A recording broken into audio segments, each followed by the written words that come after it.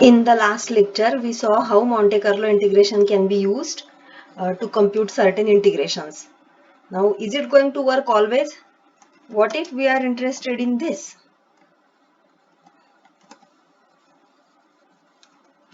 Where this x, so we are interested in finding probability that x is greater than 4, where this x follows standard normal distribution. Now you know what is the probability that x is greater than 4. You know it is very small.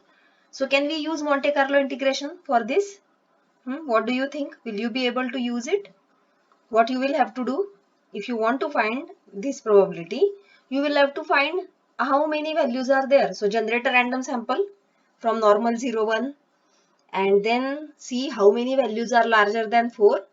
The proportion of values which are larger than 4, that will be your estimate of this probability. Can there be another way? Because we are talking about Monte Carlo integration. Can we, instead of normal 0, 1, can we go for some other distribution which is again real valued, and then try to find this probability? Can we do that?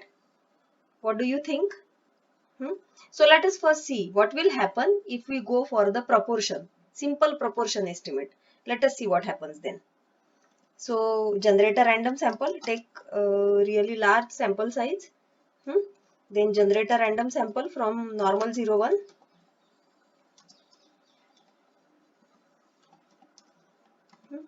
and then see how many are larger than 4.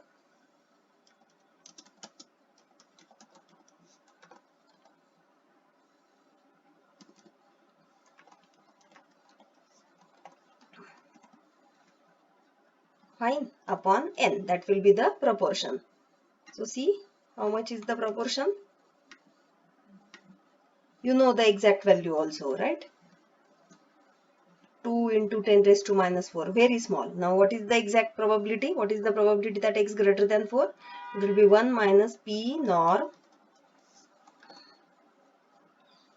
4.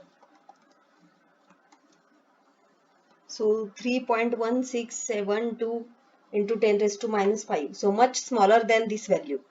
So what will happen? So right now we took 10,000. What will happen if we take less sample size? See, 0. See, our estimate is 0, whereas the actual probability is the same, 3.16 into 10 raised to minus 5. So this is a rare event, isn't it? What we are trying to do here is we are trying to simulate a rare event. Why is it a rare event? Because the probability is so small. In normal 0, 1, you know that the interval minus 3 to 3 carries 99.27% probability, and so the remaining probability, which is very less actually, that gets distributed over the rest of the real line. So clearly, if you consider probability that x greater than 4, it is very small, and so the because of this, the event that x takes values larger than 4 becomes a rare event in the context of the standard normal distribution.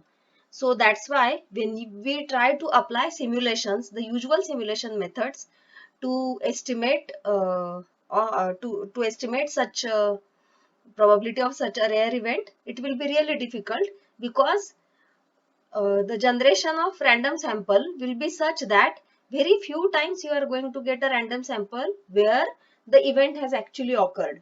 So because it is in 10 raised to minus 5 power, so even if to get one occurrence, we will have to have at least 10,000 sample size, isn't it? That's why when you say n equal to 1000, you took n equal to 1000, very less, it's very less likely to get x larger than 4 even in this entire sample. So that's why here the estimate PR is 0. Why is it 0? Because all these x's, all these 1000 x's were less than 4. So what will happen if I increase the sample size? Do you think it will change? It may, you may get 1 out of 5000, but still see it is 0. Try running it again. See, still it is 0. Again it is 0. See, 5000, so again it is 0. So 5000 is not going to be enough. So if I make it 10,000, then it is possible that once or twice, means one or two observations from these 10,000 observations will be more than 4. Okay, it is still 0. See here. Okay, now see 1 into 10 raised to minus 4 means only one observation out of these 10,000 observations, only one observation has exceeded the limit of 4. Well, that much rare the event is. So one way to do this is we saw Monte Carlo integration. So this is basically Monte Carlo integration, where it is as if I am simulating observations from Bernoulli, isn't it? Bernoulli will be 1 if x is greater than 4 and 0 if x is not greater than 4, isn't it? So it's like generating random sample from normal 0, 1. It's like generating random sample from Bernoulli distribution with probability, success probability equal to probability that x greater than 4. So if you look at it like this, then you will realize that all this exercise is nothing but the application of Monte Carlo integration. And here you realize that if we try to apply Monte Carlo integration in such cases, then it is going to fail miserably. And so there is a need for the other type of sampling, which is importance sampling. So let us try to learn what do we mean by importance sampling. So let us see how importance sampling can be used. So the problem is supposed to find expectation of a function, say hx. So let us call it mu, where this x follows some probability distribution denoted by p. So mu is basically integration hx px dx. Now what we do in ordinary Monte Carlo method is that we draw a random sample of size n from this p, and then we compute the estimate of mu like this. So this is an estimate of mu. So basically Monte Carlo is a method which solves deterministic problem using stochastic method. So why this is the statement made? Because this was basically a mathematical problem. You had to just compute the integration. But a stochastic angle has been brought to it. How? So by simulating observation. So you are treating it this as a probability distribution from whom simulations are possible, and so h is computed for every sample, and then finally this is how you are giving estimating. So you are estimating, you are not computing the integration, you are estimating it through this mu n hat. And so it's like mathematical problem, a purely mathematical problem solved through stochastic angle. So the sentence that deterministic problem is solved using stochastic method. So what we do here is now in case of importance sampling, we do exactly opposite job. We solve a stochastic problem through deterministic procedure. So means what? So let me try to explain this. So suppose mu n hat is an unbiased estimator, then you want to see how much good this mu n hat is. So what you will do is you will compute the variance, will compute the expectation, and then you will see how much if the bias is going to 0, if the variance is going to 0 or not. So this is how we proceed usually. So here variance of mu n hat will be 1 by n variance of hx, and variance of hx will be like this. Then using the usual central limit theorem, you will have this root n times mu n hat minus mu going in distribution to this normal. So now another approach can be, now suppose this it's very difficult to simulate observations from px. So what can be done?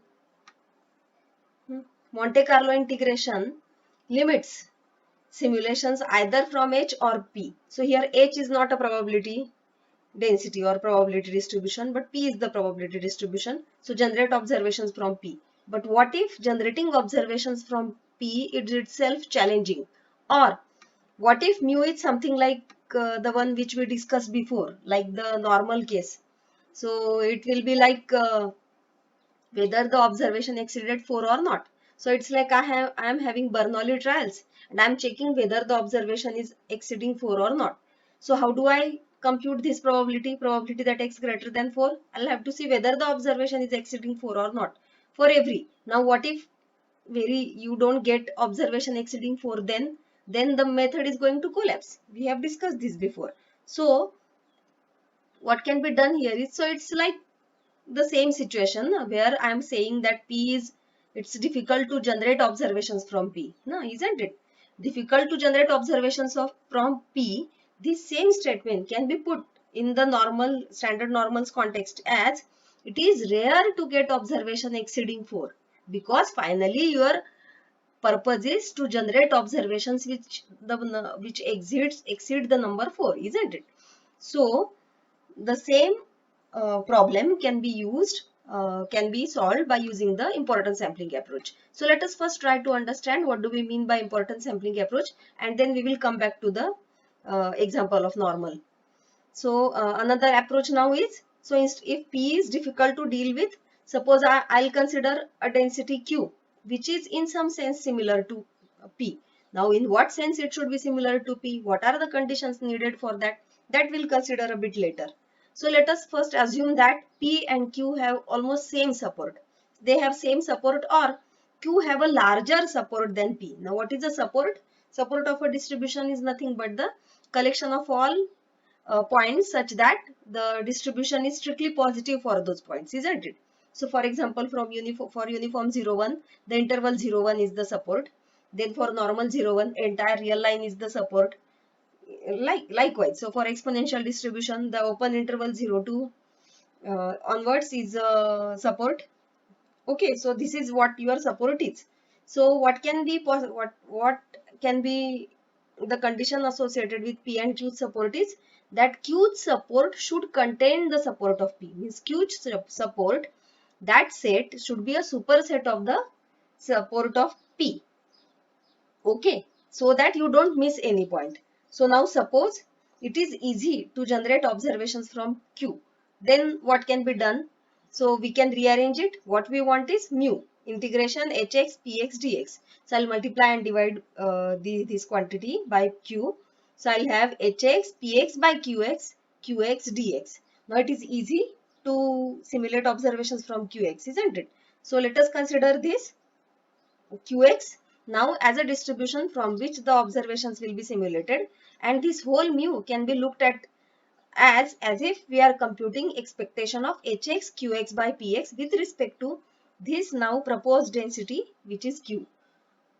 Okay, so usually this q is called as importance distribution or proposal distribution. So and hence then mu can be estimated by using this estimator mu n star like this. So suppose yi is our random sample from this Q, then you can estimate mu n star like this. So what is the consequence of this? So such a distribution Q is called as importance distribution. This I have already mentioned. So here again, suppose hx is a function 1 if x is greater than or equal to 5, 0 if x is less than 5. So instead of 4 I have taken it 5 here, but doesn't matter. And now P is the standard normal distribution. Then what we want is expectation of hx, which is nothing but probability that x greater than or equal to 5. So now ordinary Monte Carlo method, means Monte Carlo integration, what it would do is it will generate observations from normal 0, 1. This we have already seen. So this is how it will work. So what is the accuracy of mu n hat in estimating mu? Isn't it? Once you propose an estimator, you should check whether it is working well or not, or how good that estimator is. So there are various ways, there are various errors associated with those estimates, like mean squared error, like absolute error, relative error. So absolute error is simply consider the absolute difference between the estimate and the actual parameter. So this is a measure of accuracy. And another error is the relative error, where the difference in the estimate and the function is divided by the value of the function. Now why is it so? What does it mean? So it is possible that sometimes for higher value there could be higher bias, and for lower values there could be lower bias. So this function, this difference could be a function of mu. So in that case, shouldn't we compare it? Shouldn't we relate it with mu? So that's why the term is relative error. So what does it mean? It means that when mu was the actual value, then this much was the error. So and that's why the term relative error, because you are comparing the error with the value of mu by taking the ratio of it. So relative error is also a common measure. So now let us come back to the original question. So normal, by central limit theorem we have this. So root n mu n hat minus mu follows normal. So root n mu n hat, so this will be the root n times mu n hat minus mu will be equivalent to this distribution. So if you consider approximately, so the asymptotic distribution will be like this. Usually this is never done, you can simply ignore this. So up to this only it is fine, because root n should be on the left hand side. But when it comes to approximation, now suppose you are interested in the approximate distribution of mu n hat minus mu, then you can call it like this. So when mu is close to 0, what will happen? 0 or 1. When this mu is close to 0 or 1, which was the case in our normal 0 1 case, isn't it? Probability that x greater than 4 or probability that x greater than 5, it is almost 0. So mu is close to 0, then higher accuracy can be achieved even for small size samples. But that will not be the case when mu is close to 0.5, isn't it? You can conclude this from this discussion. So instead of absolute error, if relative error is taken into account, then what will happen? See, then see. So here you will understand why relative error is considered important. So to increase the accuracy, you can go on increasing the sample size. So when mu is small, this number n will have to be really large, isn't it? So for when mu close to 0, n will be very large number. That we have already noticed. Now